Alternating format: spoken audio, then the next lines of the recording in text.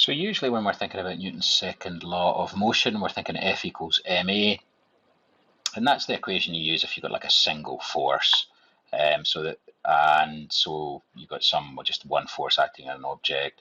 Then if you wanted to get the acceleration, well, you would just take the force divided by the mass. Or if you wanted to know the force you needed to cause an acceleration, you just times that acceleration by the mass, and it would give you the force you need to apply to accelerate it. But the equivalent equation when we're talking about more than one force is this one here, the one underneath. So the sum of the forces, in other words, the resultant force vector, in case we cast your mind back to about week 2 or something like that. So the resultant force vector is going to be equal to mass times the acceleration vector. So the direction of the acceleration is going to be the same as the direction of the resultant vector. So we've got a problem like that. We've got a 4 kilogram ball subject to these forces, and it wants to know the magnitude and direction of that acceleration. So the first thing we need to do is find the resultant vector. But there's one thing I want to show you before we start that. You won't need to remember this for the course, but it's worth knowing that this is the case. And what it is for the stuff we're using at the moment, it's only true if all the force vectors acting on that object, excuse me, the lines of action of those forces intersect at a single point in that object. So the force vectors are intersecting at a single point. So it's a bit like our particle equilibrium. We're kind of talking about it's dynamic and it's not equilibrium. It's a dynamics problem. But for the equations we're using here, we need all of those forces to intersect at a single point. Otherwise, we'd have to use some slightly more complicated formulae to figure out these problems. I'm not going to give you any problems where that's not the case. It will always be the case. It might not be that obvious that it's the case, but it will be the case that if you were to figure out all the forces in a problem, then they would all intersect at a single point. So if we want to find, so this question asking us to find the magnitude and direction of the acceleration. If we wanted to find the magnitude and acceleration of the magnitude and direction of the acceleration, the first thing we need to do is to find the resultant vector. And we could do that using scale drawing, just to get a rough idea to start with.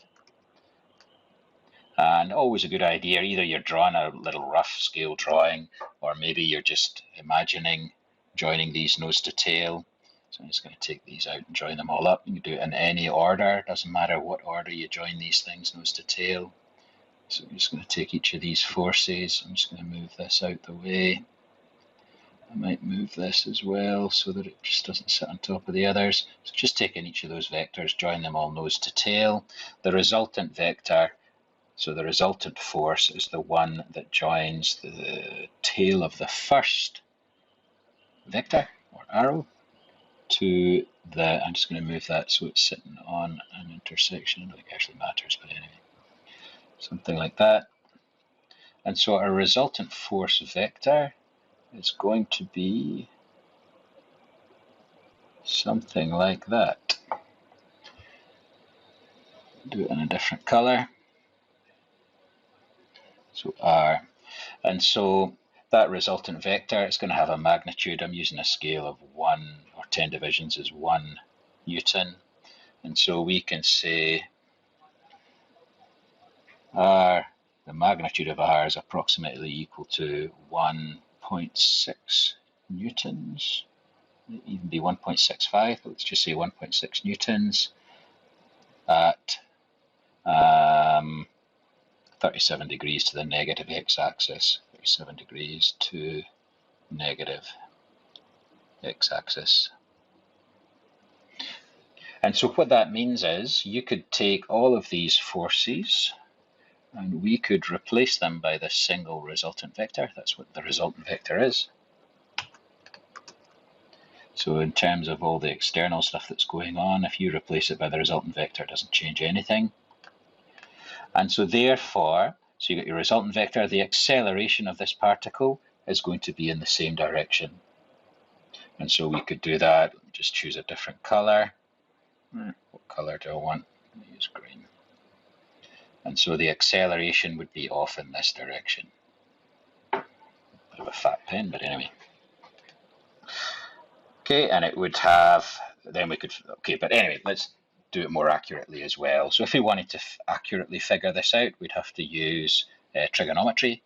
And so cast your mind back, this is kind of good revision. If you're trying to find the resultant vector, one way of doing that's the scale diagram. Another way of doing that is to split all of these into their components, add up the x components, add up the y components, we'll get the resultant vector. So I'll pause the video there and I'll do that, and then I'll come back. So I've calculated the components of each of these vectors. So I've just taken this, so first vector, it's only got an x component, f2, just being careful about positives and negatives. And so the x component is going to be in this direction, and it's going to be negative. And so just making sure I get that okay.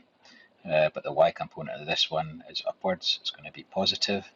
And so just taking care with that. Similarly for this one, both the x and y components are negative.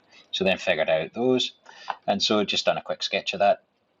And so this is what we figured out. We figured out the x component of the resultant, we figured out the y component of the resultant. So what we need to do now is find the magnitude of the resultant and its angle. So again, just using trig. So back in a second. So just use Pythagoras to work those out. So yep, it's pretty easy. Hopefully you remember all that stuff. So, and it agrees with the scale drawing we did. So R is the magnitude of that resultant force, about 1.6, and the angle's about 37. It's the same as what we've got here to the negative x-axis, about 37.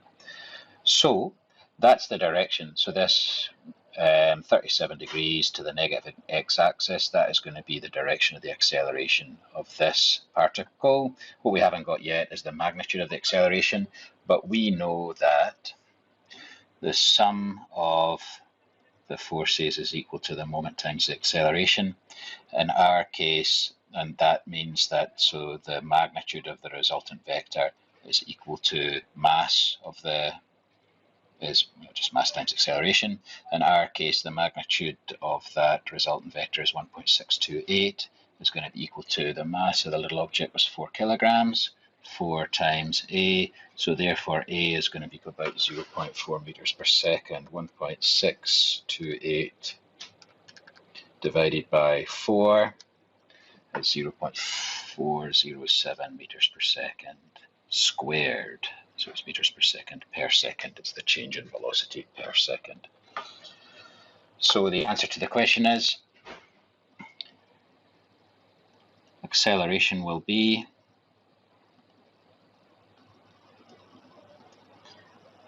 0.407 meters per second squared at 37 degrees to negative x-axis. And we should probably just show, if we're going to say that, we really need to show our x and y axes on this sketch. So that's our y direction. We should have done that anyway when we're figuring out the components. We need to just show what we're assuming are the x and y directions, as shown on sketch above.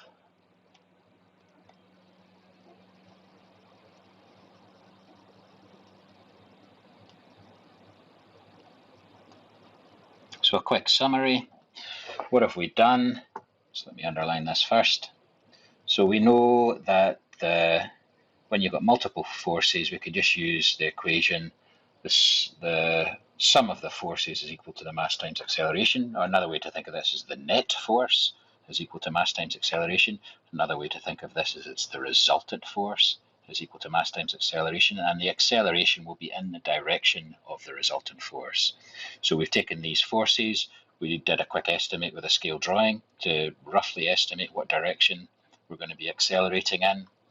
So that's just a quick check on our answer, but to get it more accurately, we need to resolve these forces into components and figure out the resultant from those components. And then from that, we can figure out, using this equation, sum of the forces equal to mass times acceleration, or the resultant force is equal to mass times acceleration, where that acceleration is a vector and the direction of the vectors will be the same, and that's given us our acceleration, and the direction of the resultant vector gives us the direction of the acceleration. Okay, so now we'll look at some others where mostly we'll just resolve into components.